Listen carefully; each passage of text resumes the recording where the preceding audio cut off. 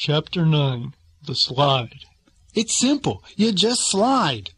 Woody still seemed doubtful. It had taken us a long time to slowly crawl up the steep bank. Now we stood at the top, looking down toward the creek water. It looked a long way down. I'll go first. You just do what I do.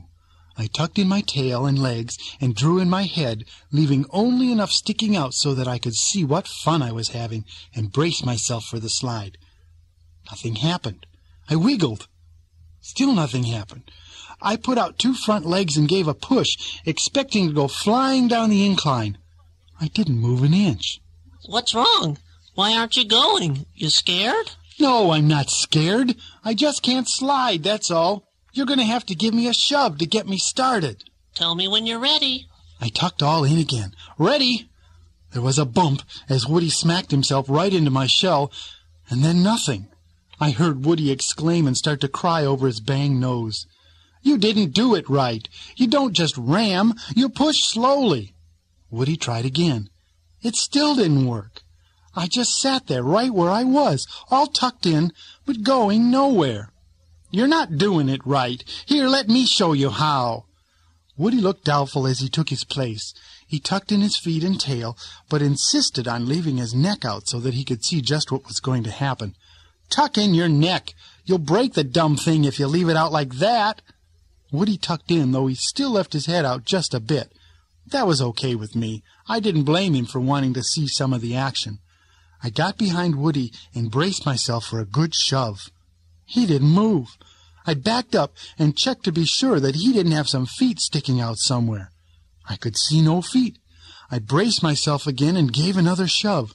Still he did not move. I was determined that I would not be defeated. If the boys could slide down the creek bank, then we could too. I backed up a couple of steps, and with all the momentum that I could gather, I threw all of my weight at Woody's shell. I felt myself lift up and hurl through the air. I was sure that I'd break every bone in my body. I landed with a thump that knocked all of the air from my lungs. Not only was I breathless, but I was on my back, a position that I detested. Woody, get back up here. I need some help. Boy, he must have just flew, I thought to myself. I didn't even hear the splash as he hit the water. Woody! I'm right here. I cranked my already crooked neck around to see Woody, sitting exactly where I had left him. He hadn't as much as shuffled forward. What happened? Nothing happened. Except to you, that is. You went flying. I never moved. Oh, well, help me back on my feet. Woody shuffled forward and gave a push on my one side. I rocked on the edge of my shell. It was an awful feeling. It made me feel dizzy.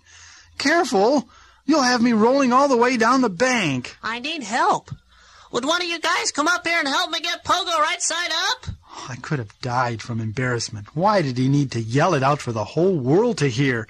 Just keep trying. He tried again, but he got nowhere. By now, the rocking back and forth was making me so dizzy that I began to feel sick to my stomach. It seemed forever until Flip arrived. I would have thought that even a turtle could have made it up the bank faster than that. With both of them working together, they finally managed to flip me back over so that I could get my feet on the ground. The whole world was spinning round and round, and I sat blinking my eyes, trying to get things back into proper focus. You want to try again? I didn't even bother answering, just started walking a rather wobbly line down the hill. As I went, I shook my still whirling head. It should have worked. I know it. I can't figure out what we did wrong. And then, in a flash, I had the answer. The boys had poured water on the slope. That was it. We'd leave it for now. It was getting late, but tomorrow we'd pour water all the way down from the top, and then it would work for sure.